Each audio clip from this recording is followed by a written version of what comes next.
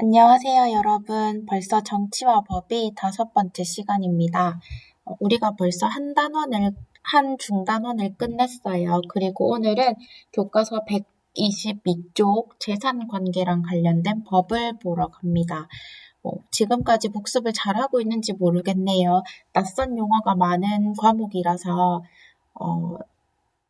용어 때문에 어려운 고비들을 많이 겪을 테지만 선생님이 계속해서 앞에서 배웠던 내용을 복습해 나가면서 여러분이 이해할 수 있도록 열심히 해보겠습니다. 여러분도 열심히 복습하면서 이 과목을 자기의 것으로 만들었으면 좋겠어요.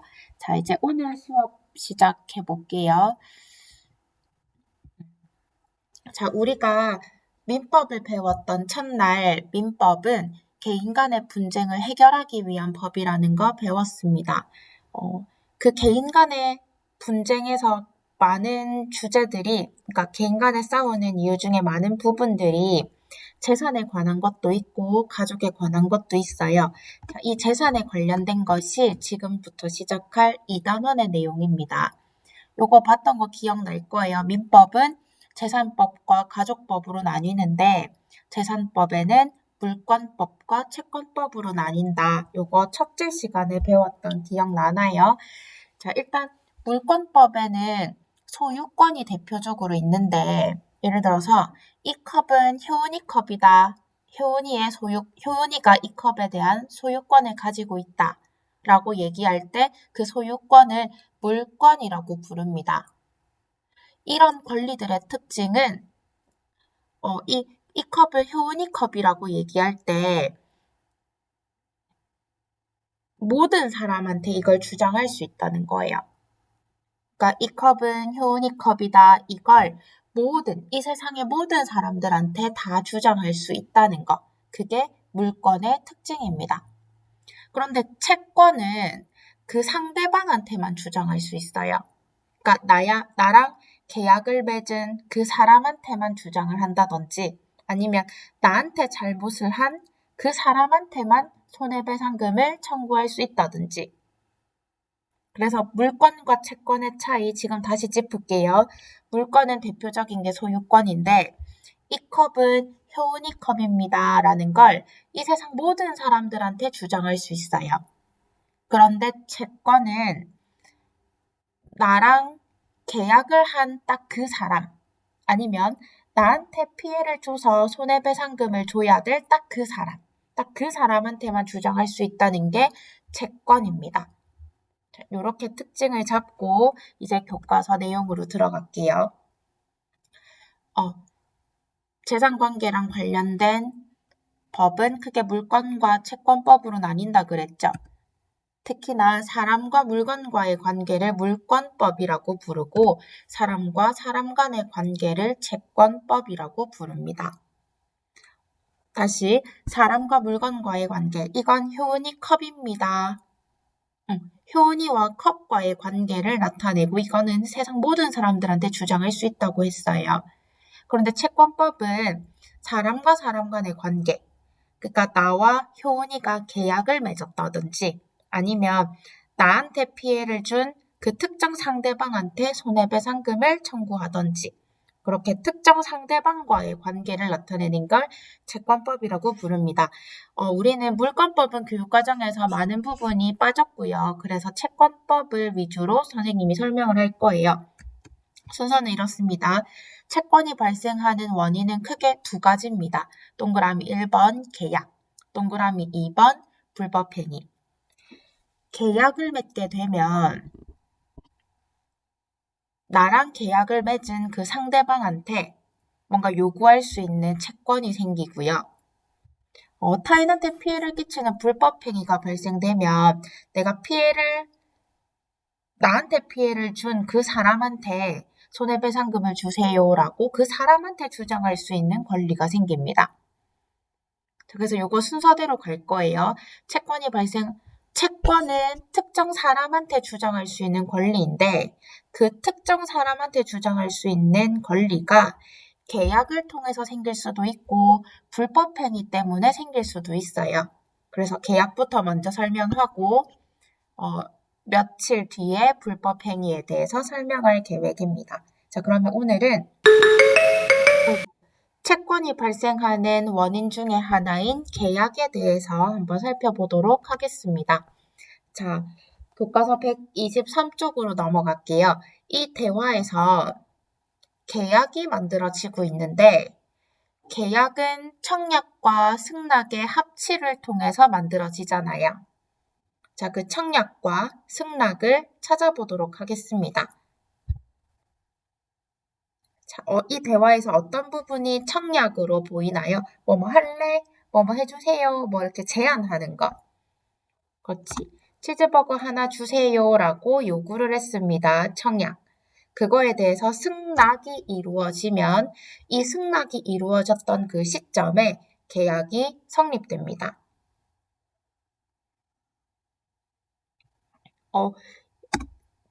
자, 그래서 교과서 본문에 가볼게요. 계약 맺기를 요청하는 청약과 이걸 받아들이는 승낙이 있으면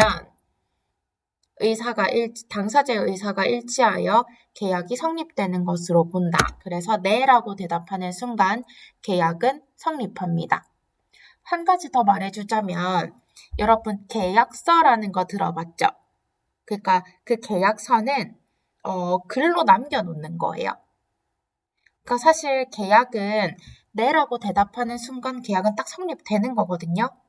그래서 뭐 계약서가 있고 없고에 상관없이 네라고 대답하면 바로 그 자리에서 그 시점에서 계약이 성립합니다. 하지만 계약서를 만드는 이유는 이게 말로 계약이 끝나고 나면 나중에 구체적으로 어떤 약속을 했는지 뒷말할 수 있잖아.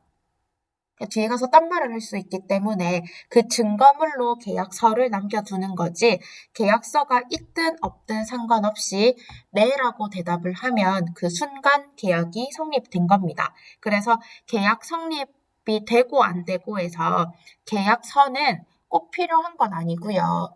계약서는 증거를 위해서, 증거로 남겨두기 위해서 뒤에 딴 말 하지 않도록 글자로 남겨두는 거라고 생각하면 돼요. 그러니까 계약서가 없다 하더라도 청약과 승낙만 있으면 계약은 성립한다는 거. 요거 잘 기억해 두고 갈게요. 자, 그래서 이렇게 네라고 대답을 하는 순간 점원과 손님에게는 채권과 채무가 만들어집니다. 자, 요거 이런 표 만들었던 거 기억나죠? 요 첫 번째 시간에도 만들었고 두 번째 시간에도 만들었는데 이번 이 햄버거 계약에서 어떤 채권과 채무가 생기는지 한번 볼게요. 자, 일단 점원은 손님한테 치즈버거의 가격에 해당하는 돈을 요구할 수 있습니다. 근데 이 돈 달라고 요구할 수 있는 걸 이 손님한테만 요구할 수 있지 지나가는 아저씨한테 요구할 수 있는 건 아니잖아요. 다른 사람이 아니라 이 치즈버거를 달라고 했던 그 손님한테만 주장할 수 있는 거죠. 그래서 그걸 채권이라고 부릅니다. 그러면 이제 점원은 돈을 요구하면서 그 손님이 요구했던 의무보장, 손님한테 그 치즈버거를 줄 의무가 있어요. 근데 돈만 받아먹고 만약에 치즈버거가 아닌 치즈가 없는 버거를 준다면 손님 엄청 화가 나겠죠? 아니면 사실 치즈버거 안에 치즈만 들어간 게 아니라 양상추도 들어갈 수 있고 계란 후라이도 들어갈 수 있고 근데 그 재료가 빠져 있으면 손님이 얼마나 당황스럽겠어요. 화가 나고. 그래서 점원은 자기가 돈을 요구할 수 있지만 그것만큼 손님한테 치즈버거를 온전하게 줘야 될 의무도 가지고 있습니다. 그걸 채무라고 불러요. 다른 사람한테 해야 될 의무가 아니라 딱 그 손님한테 해줘야 될 의무라고 부르기 때문에 그 특정 상대방이 정해져 있기 때문에 채무라고 불러요. 그냥 의무라고 얘기하기보단. 자, 이제 손님으로 가볼게요. 손님은 점원한테 치즈버거를 달라고 요구할 수 있어요. 근데 이 치즈버거 달라고 요구하는 걸 그 점원 말고 지나가는 아줌마한테 할 수 있나? 못하죠. 딱 그 점원한테만 치즈버거를 달라고 요구할 수 있지. 이 계약이 성립됐으니까. 자, 그러고 그 점원한테 치즈버거의 가격에 해당하는 돈을 줘야 될 의무가 있습니다. 그런데 만약에 이 손님이 점원한테 치즈버거는 받아 먹었으면서 만약에 치즈버거의 가격에 해당하는 돈을 지불하지 않고 날랐다고 생각해봐. 점원이 얼마나 화가 나고 당황하고 그렇겠어요. 그래서 그 가격에 해당하는 돈을 줘야 되고요. 만약에 그 돈을 줄 때 2,300원인데 2,000원이 반으로 다 찢어져 있는 거야. 그런 돈을 줘서도 안 되겠죠. 온전하게 쓸 수 있는 2,300원의 돈을 줘야 되겠지. 아니면 2,300원에 해당하는 고구마를 들고 왔다고 생각해봐. 안 되겠지. 그러니까 손님은 점원한테 치즈버거를 달라고 요구하는 채권도 가지고 있지만 그 점원한테 치즈버거 가격에 해당하는 온전한 돈을 줘야 될 의무도 있습니다. 그래서 점원과 손님은 채권만 주장하는 게 아니라 상대방한테 채무도 성실하게 잘 이행해야 한다는 것. 그래서 계약의 양 당사자는 신의 성실 원칙에 따라 계약으로 발생한 의무를 성실하게 이행해야 합니다.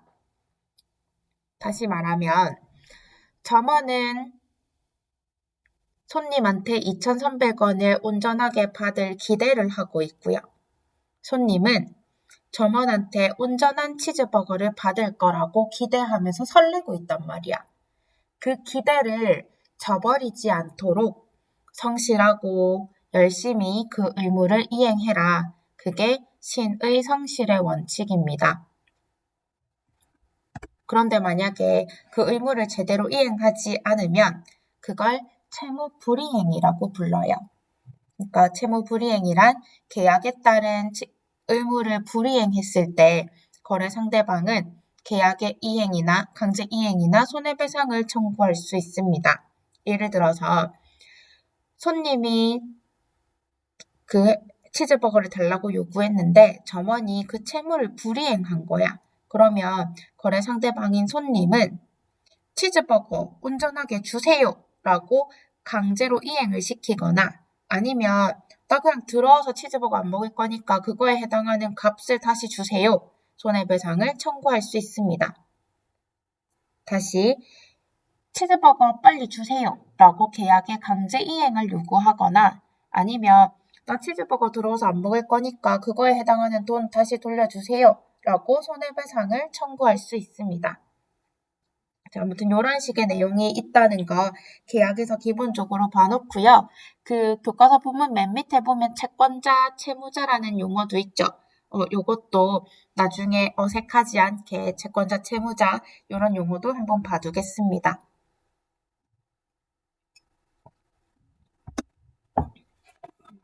그런데 계약을 맺을 때 곰이랑 토끼는 계약을 같이 맺을 수 있을까요? 여러분 생각은 어때요? 대부분 너무 이 화면을 보자마자 에이 선생님 이게 뭐예요? 이거 당연히 안 되죠. 왜 이런 질문을 하지? 라고 생각을 할 것 같아요. 되게 좀 왜 당연히 안 되는 건데 왜 그렇지? 라고 얘기할 것 같아요. 이 당연한 얘기를 쌤이 법적 용어로 조금 풀어서 설명을 하려고 해요. 자, 계약이 사실 청약과 승낙만 있으면 계약서를 적는 것과 상관없이 바로 그 자리에서 승낙이 이루어지면 계약이 그 시점에 발생한다고 얘기를 했는데요. 계약의 효력이 발생하기 위한 요건 총 3가지가 있어요. 근데 그 3가지 중에 오늘은 한 가지만 설명을 하고자 합니다. 자, 그거에 앞서서 교과서 124쪽에 있는 밑에 스스로 사고하기 자료를 한번 볼게요. 자, 해밍웨이에 대한 글이 나오는데 해밍웨이가 고양이를 진짜 좋았다고 얘기하거든요. 자, 이 스스로 사고하기의 자료 요 내용을 누가 읽어봐 달라고 부탁을 해볼까? 7반의 유리가 한번 요거 읽어봐 주세요. 보통 이렇게 얘기하면 우리 교실에서 누가 한 명 읽어주고 그거 같이 얘기할 텐데 지금 얼굴을 마주 볼 수가 없으니까 쌤은 이렇게 얘기하면 유리가 친구들을 위해서 읽어주고 있다고 상상을 하면서 쌤이 읽을게요. 자, 읽기 시작하겠습니다. 누구를 위해서 종은 울리나. 노인과 바다 등의 명작을 탄생시켜 노벨 문학상과 퓰리처상을 받았던 해밍웨이는 고양이에 대한 각별한 사랑으로도 유명했다. 그의 집에는 늘 수십 마리의 고양이가 함께 살고 있었는데 특히 이 고양이들은 발가락의 개수가 많은 다지증 고양이들이었다. 그래서 지금도 다지증 고양이는 해밍웨이 고양이라고 부르기도 한다. 해밍웨이는 자신이 죽은 후에도 이 고양이들이 살아가는데 곤란을 겪지 않도록 유산의 일부를 고양이들한테 남겨주려고 하였다. 딱 여기까지. 얘들아, 요즘에 반려견, 반려묘 이런 애완견들에 대한 복지에 대해서도 생각을 참 많이 하게 돼요. 그 신문이나 뉴스에서 그 왜 학대당하는 동물들, 애완견들 그런 것들 보면 동물에 대한 권리를 생각하자라는 식의 움직임도 좀 많이 일어나고 있는데 너네는 어때? 해밍웨이도 지금 고양이한테 유산을 줄까 말까 고민을 했다고 하는데 생각보다 이런 고민을 하는 분들이 많더라고요. 간간히 기사를 보면 이런 안타까운 사연도 있어요. 어떤 할머니, 할아버지가 자식을 다 키워놓고 이제 후에 강아지를 하나 키우고 있는데 이 자식들이 부모님을 버리고 부모님이랑 교류도 안 하는 거야. 그러니까 부모님은 자식들 키운다고 밭도 팔고 소도 팔고 그래가지고 대학 보내고 회사 보내고 시집 장가 보내고 사업까지 이제 뒷바라지를 했는데 이 자식들은 그런 부모님을 보양하지 않고 그냥 자기들 잘 살겠다고 내뺀 거예요. 그러니까 그런 것도 많이 보잖아. 그 부모님 여행 다녀오세요라고 여행 보내놓고 그 부모님이 여행 가 있는 동안 자식들은 막 이사 준비해가지고 부모님이랑 아예 연을 끊고 사는. 그래서 부모님이 돌아왔는데 자식들은 주소지가 이전했고 더 이상 자식들을 찾을 수가 없는데 돈도 없어서 파지를 주우러 다니면서 이제 남은 생을 사시다가 이제 강아지를 키우게 됐는데 이제 돌아가실 때 이 내 재산을 강아지한테 물려주겠다라고 했다가 뭐 그게 되니 많이 하는 그런 내용들의 기사들도 좀 봤었어요. 너네들의 생각은 어때? 그 할머니, 할아버지가 자기를 버린 자식들 말고 자기 옆에서 계속 있어 주었던 강아지한테 재산을 남겨주고 싶어 하는데 그게 진짜 될까? 실제로 수업 때 이 내용을 물어보면 의견이 반반 나뉘더라고요. 지금도 의견이 반반 나뉠 것 같은데, 자식의 도리를 해야 유산을 받을 수 있죠. 라고 얘기하는 측면이 있는가 하면, 선생님, 아무리 그래도 인간이 아닌 고양이나 개가 어떻게 유산을 받겠습니까? 뭐 설령 받는다고 해도 그 재산을 어떻게 관리하나요? 라는 식의 얘기를 할 것 같아요. 그럼 쌤이 보통 이런 질문을 하죠. 그러면 3살짜리 아기는 유산을 받을 수 있을까? 3살짜리 아기는 유산을 받을 수 있을까? 사실 3살짜리 아기도 개, 고양이랑 다름없이 유산을 받는다고 해도 그걸 관리할 수 있는 능력이 없잖아요. 어떨까? 이렇게 얘기하면 3살짜리 아기는 또 받을 수 있는 것 같은데요 라고 얘기하는 사람이 있더라고요. 자, 결론부터 얘기를 하면 해밍웨이 사례에서 해밍웨이는 자신이 죽은 후에도 이 고양이들이 살아가는데 곤란을 겪지 않도록 유산의 일부를 고양이에게 남겨주려고 했지만 고양이는 권리의 주체가 될 수 없어 유산을 상속받을 수 없습니다. 그러니까 유산을 받을 수 있는 거 상속권이라고 부르는데요. 상속권의 주체가 될 수 없어서 유산을 상속받을 수 없습니다. 마찬가지로 아까 할머니, 할아버지의 사례에서도 자식들은 유산을 받을 수 있지만 그 할머니, 할아버지 곁에서 평생 지켰던 그 강아지나 고양이들은 이 재산을 받을 수 있는 상속권을 가질 수 없어요. 자, 요걸 그 제목에도 나와 있듯이 권리 능력이라고 부르는데요. 자, 이제부터 내용을 정리를 해볼게요. 계약의 효력이 발생하기 위한 요건 3가지 중에 첫 번째, 계약의 당사자입니다. 계약의 당사자에게는 권리 능력, 의사 능력, 행위 능력 이 3가지가 갖추어져 있어야 돼요. 먼저 권리 능력이라는 건 권리와 의무의 주체가 될 수 있는 법률상의 지위 또는 자격이라고 부르는데요. 이 권리와 의무의 주체는 인이 된다고 기억하시면 돼요. 인은 크게 2가지가 있는데 자연인과 법인이 있습니다. 자연인은 쉽게 말해서 생물체 사람으로 생각하시고요. 특히나 요때 사람은 태어나자마자를 얘기한다고 생각하면 돼요. 태아는 권리 능력이 없습니다. 하지만 엄마 뱃속에서 완전히 빠져나온 그 시점부터 사람이라고 쳐줘요. 다시 자연인은 사람이긴 사람인데 그냥 사람은 아니고요. 그러니까 자연인은 사람인데 언제부터 이 사람으로 인정이 되냐면 엄마 뱃속에서 있을 때는 사람으로 인정 안 돼요. 그건 태아라고 불러요. 엄마 뱃속에서 완전히 발끝까지 몸이 나왔을 때를 사람으로 생각합니다. 이걸 완전 노출설이라고 부르는데요. 그래서 여러분이 이거 하나 기억해둬야 돼요. 엄마 뱃속에 있는 태아는 사람으로 인정받지 않습니다. 다만 완전 노출설에 의해서 엄마 뱃속에서 발끝까지 완전히 빠져나온 상태를 사람으로, 그 시점부터 사람으로 얘기를 한다고 기억해두면 돼요. 그래서 엄마 뱃속에서 발끝까지 완전히 빠져나온 그 상태부터 나중에 사망할 때까지, 근데 그 사망은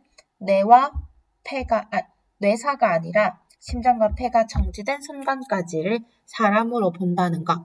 선생님이 여기 PPT에는 안 적어놨는데 추후에 학습지에다가 추가로 더 적어둘게요. 그 다음에 법인은 일정한 법적 요건을 갖춰서 법에 따라 권리와 의무의 주체로 인정된 회사라고 얘기를 하는데 너네 이런 문장이 어색한지 봐봐. 지금 회사의 명예가 실추되었다. 학교의 명예가 실추되었다. 이런 거. 말 되지? 근데 생각해봐봐. 회사랑 학교가 살아있는 생물체가 아니잖아. 그런데도 불구하고 법적 요건을 갖추기만 하면 법에 따라서 권리와 의무를 가질 수 있도록 인정을 해두고 있습니다. 뭐 요건이라는 게 뭐 그런 게 있어요. 예를 들어서 회사라면 우리 회사는 어떤 회사인지 문서를 만드는 게 있어. 그러니까 무엇을 파는 회사고 우리 회사는 어떤 것들을 지킬 거고 뭐 어떤 것들을 약속하고 이런 식으로 어떤 문서가 있거든요. 그 문서를 작성해서 뭐 구청이나 이런 데 제출하게 되면 심사를 거쳐서 법인 자격을 줘요. 그렇게 되면 이 법인은 뭐 명예와 같은 권리도 가질 수 있고요. 그래서 만약에 어떤 사람들이 삼성을 되게 막 마구마구 막 쓸데없이 막 뭐라 했어. 그러면 삼성의 명예가 실추되었다라고 하면서 명예훼손 이런 것도 가능할 거예요. 그리고 왜 회사들이 세금도 내잖아. 의무도 지잖아요. 그러니까 그런 회사나 학교와 같은 그런 것도 일정 요건만 갖추게 되면 명예권과 같은 권리도 갖고 세금도 내는 의무도 지게 됩니다. 이런 것들을 법인이라고 불러요. 그래서 계약을 할 수 있는 당사자가 되려면 이런 권리 능력을 가져야 되고요. 그러니까 권리와 의무를 질 수 있어야 되고요. 이런 것들은 인이 갖는데 그 인에는 2 종류가 있습니다. 자연인과 법인. 이때 말하는 자연인은 엄마 뱃속에서 완전히 발끝까지 나온 완전 노출설에 의해서 그때부터를 사람으로 인정하고 그 다음에 뇌사가 아니라 심장과 폐가 정지된 심폐기능 정지설에 따라 그때까지를 사망 시점으로 봐서 그 기간 동안 자연인으로 인정을 해줘요. 그 다음에 법인은 일정 요건을 갖추게 되면 회사나 학교도 그 권리와 의무를 질 수 있는 주체가 된다는 것. 그래서 계약은 사람과 맺는 겁니다. 그리고 계약은 이런 법인의 요건을 갖춘 회사, 이런 단체와 맺는 겁니다. 자, 그 다음 권리와 의무의 주체가 되는 권리 능력을 갖는다고 해서 완벽해지진 않아요. 의사 능력이라는 걸 갖춰야 되는데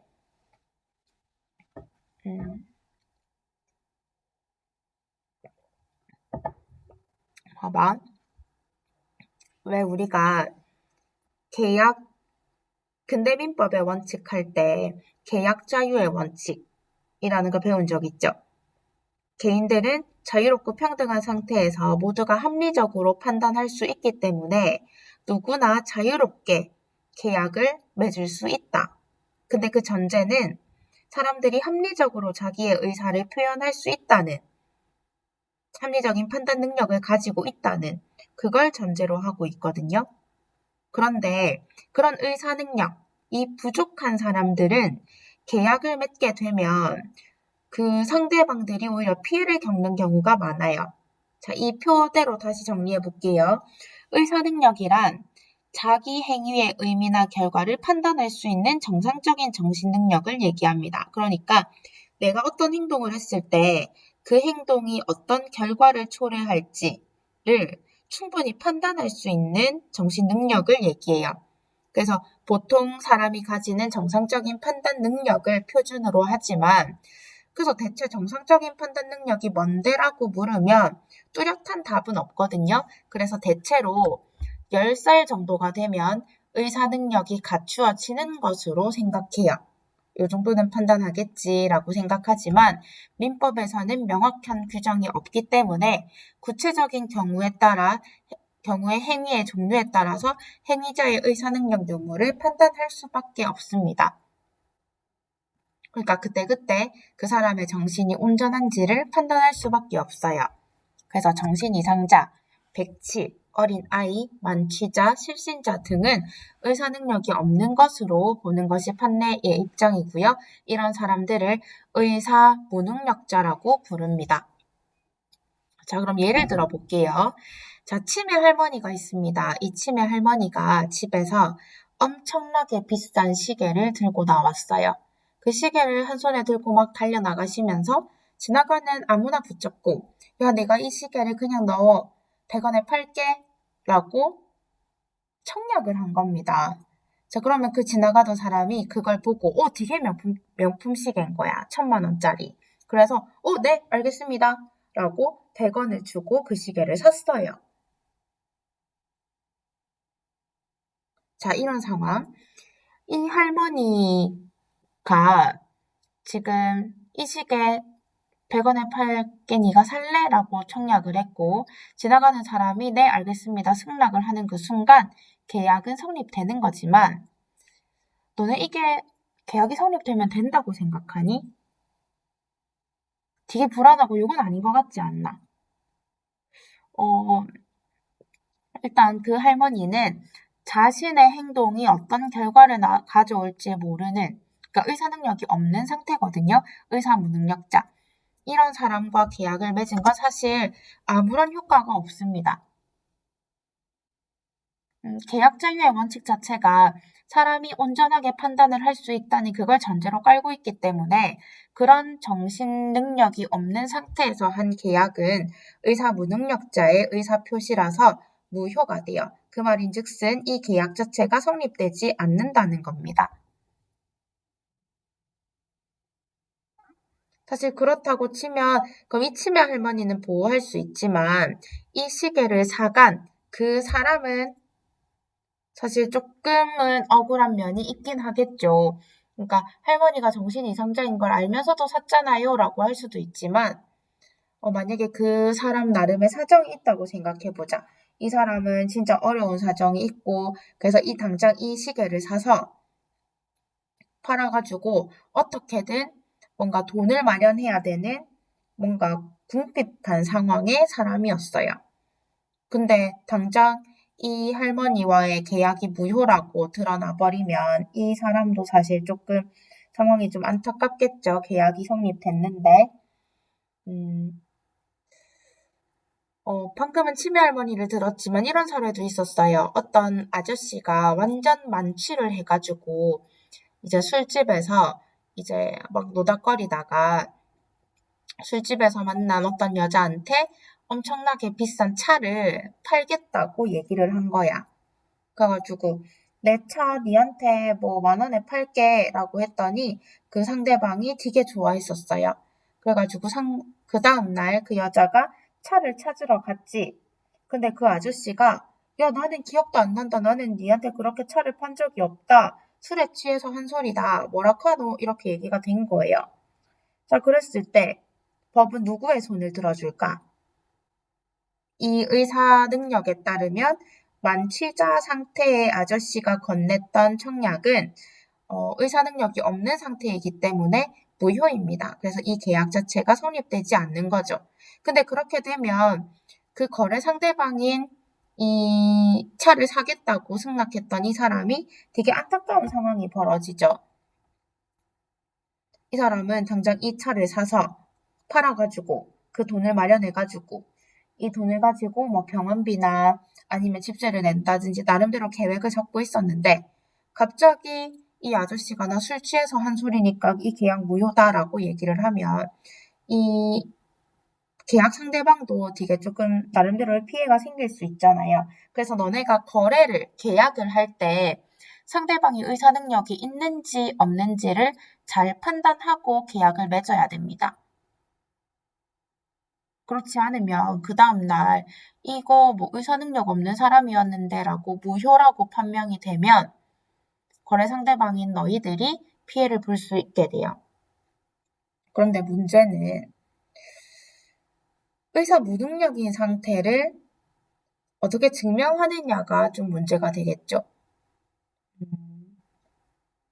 아까 치매 할머니 사례일 때나 만취자 아저씨의 자동차 거래 사례일 때나 결국 문제 상황은 후에 생긴단 말이에요.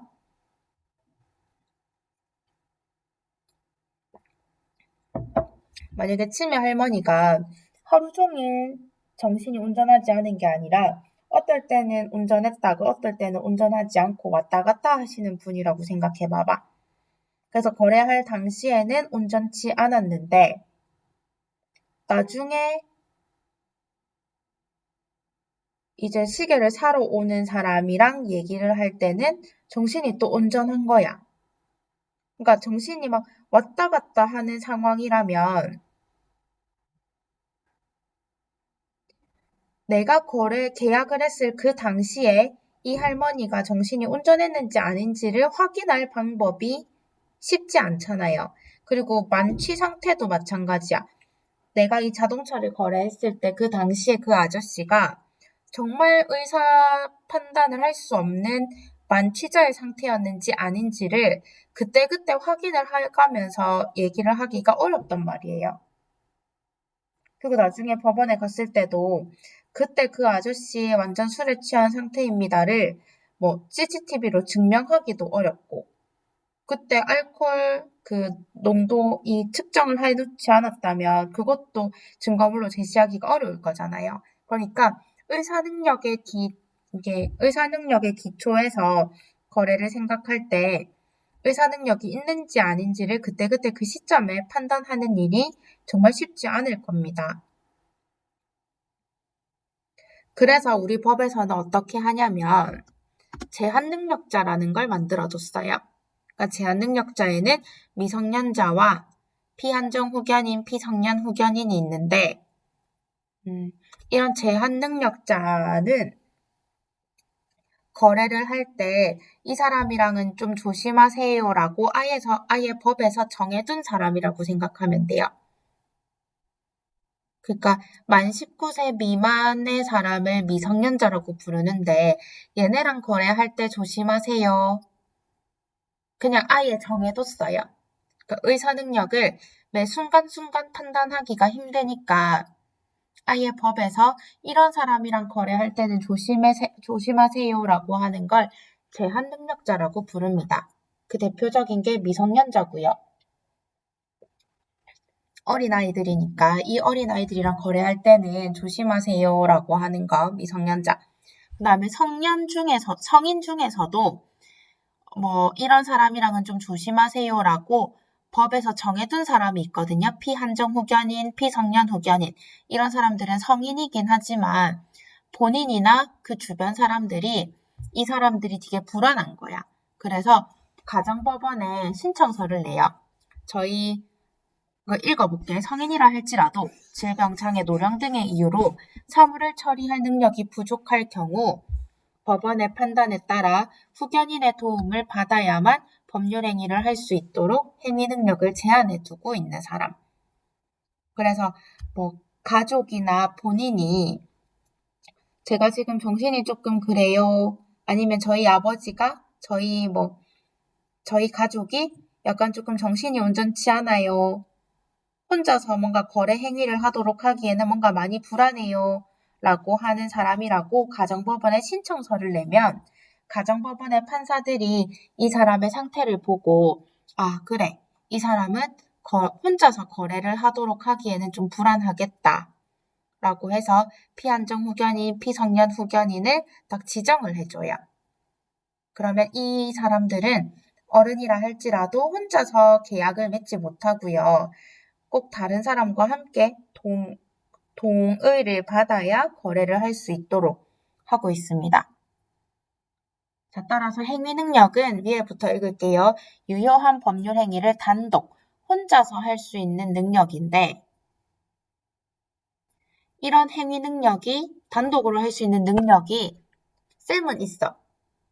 쌤은 어떤 물건을 살 때 나 혼자 단독으로 할 수 있어서 부모님이 아무리 쌤한테 야, 너 기타 사지 마라. 너 기타 사봤자 안 쓴다라고 막 뭐라 하셔도 쌤 나름대로 내 혼자서 기타를 사올 수 있어요. 근데 그 기타를 사온다고 해서 부모님한테 혼은 나겠지만 부모님이 이 기타를 마음대로 반품하거나 마음대로 계약을 취소해서 오실 순 없어. 그런데 그 밑에 줄 행위 능력이 제한되는 자, 그러니까 제한 능력자가 단독 계약을 하면 이 대표적인 게 미성년자가 있다고 그랬지. 미성년자가 부모님의 동의 없이 단독으로 혼자 가서 기타를 사왔어. 그러면 나중에 본인이나 법정 대리인 또는 후견인인 부모님이 취소할 수 있습니다. 다시 말해서 아까 쌤은 내가 기타를 사면 부모님한테 혼은 날지언정 부모님이 마음대로 이 기타를 그 가게에 가서 다시 돈으로 바꿀 수 없다 그랬지. 그러니까 쌤은 내가 단독으로 기타를 사는 행위를 할 수 있는 거야. 그런데 너희들과 같은 미성년자는 부모님의 허락 없이 기타를 사오면 부모님이 막 혼을 내시면서 너희들의 의사와는 상관없이 그 기타를 가게에 가서 다시 돈으로 바꿔 오실 수 있어요. 거래를 마음대로 취소해서 오실 수도 있어. 이런 게 미성년자인 너희들과 쌤과의 차이야. 다시 행위 능력이 제한되는 자, 제한 능력자라고 하는데 대표적으로 미성년자가 있고요. 미성년자가 부모님의 허락 없이 단독으로 물건을 사는 계약을 했다면 일정한 기간 안에 본인인 미성년자나 부모님이 그 가게로 가서 취소해 올 수 있습니다.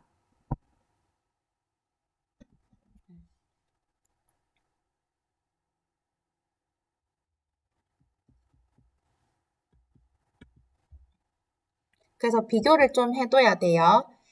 그리고 미성년자한테 법정 대리인은 부모라는 거 다음 시간에 한 번 더 짚을 거고요. 비교를 좀 해둬야 됩니다. 지금 행위 능력이 제한되는 사람의 단독 계약은 그러니까 이때 말하는 단독 계약은 법정 대리인의 동의 없이 계약을 맺었다는 뜻이고요. 이런 계약은 본인이나 법정 대리인이 취소를 할 수 있는 거고 아까 의사 능력이 없는 의사 무능력자의 계약은 애초부터 효력이 발생하지 않는 무효라는 거. 이런 것 좀 구분해 두셔야 돼요. 자, 그래서 다시 돌아가면 계약의 효력이 발생하기 위한 요건, 첫 번째 계약의 당사자는 계약 당사자에게 권리 능력, 의사 능력, 행위 능력이 있어야 합니다. 일단 권리 능력은 권리와 의무의 주체가 될 수 있는 건데 자연인과 법인이 해당되고요. 근데 아무리 권리 능력이 갖춰져 있다 하더라도 의사 능력이 있어야 돼요. 그런데 그 의사 능력은 내가 하는 행위가 어떤 결과를 가져올지를 생각할 수 있는 정상적인 판단 능력인데 뭐 만취자, 아니면 심신상실자, 어린아이, 백치, 정신이상자 이런 사람들한테는 의사 능력이 없어요. 근데 이런 사람들이 한 의사 무능력자의 계약은 애초부터 효력이 발생하지 않는 무효입니다. 그래서 거래 상대방이 피해를 볼 수도 있어요. 그리고 이 사람이 술에 취했는지 아니면 치매가 왔는지 안 왔는지를 그때그때 판단해야 한다는 어려움이 있습니다. 그래서 아예 법적으로 이런 사람이랑 계약을 할 때는 좀 조심하세요라고 법원에서 정해둔 사람이 있는데 그걸 제한능력자라고 부른다고 했죠. 대표적으로 미성년자가 있고요. 성인 중에서도 이 사람이 조금 정신적으로 불안합니다라고 신청서를 제출한 그런 사람들, 비성년 후견인, 피한정 후견인 이런 사람들은 행위 능력, 단독으로 법률 행위를 할 수 있는 행위 능력이 제한되기 때문에 미성년자나 피한정 후견인, 피성년 후견인은 법정 대리인의 동의가 있어야만 물건을 사는 계약을 할 수 있고요. 그런 법정 대리인의 동의 없이 한 계약은 추후에 본인이나 법정 대리인이 마음대로 취소할 수 있습니다. 자, 오늘 내용도 좀 많았죠. 이거 차분히 이런 내용들을 되짚어 보고요. 공부하다가 어려운 내용이나 질문하고 싶으면 어려워하지 말고 그냥 질문 게시판에 글 남겨주세요. 여러분이 올린 질문에 답변해 줄 거고요. 그 답변을 보면서 친구들도 더 생각의 폭이 넓어질 수 있어요. 그러니까 눈치 보지 말고 궁금한 거 있으면 질문 게시판에 질문 남겨주세요. 오늘도 수고하셨습니다.